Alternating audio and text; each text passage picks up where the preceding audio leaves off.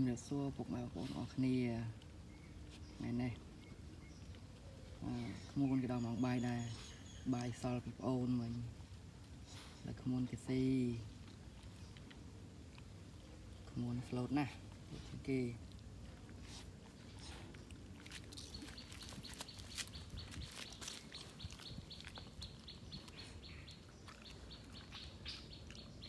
នៅមើលក្មួយស៊ីបាយម្ដងបាយសល់ពីប្អូនខ្ញុំសល់ខ្ញុំស៊ីទេខ្លាចប្អូនហៅរឿងណាប្អូនnóតូចជាងគេតែប៉ុនហៅរឿងណា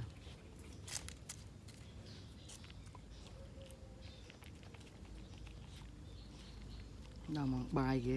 ក្លៀនបាយហ្នឹងហើយបងប្អូនពឹងបងប្អូនម្នាក់មួយជួយចុច Subscriber ម្នាក់មួយផងដើម្បីឲ្យខ្ញុំបានមានកម្លាំងចិត្តធ្វើវីដេអូបន្តនិងទទួលបាននូវវីដេអូថ្មីពី Channel ខ្ញុំបាទបាយរុយទុំមកទេពីបាយកូនក្មួយ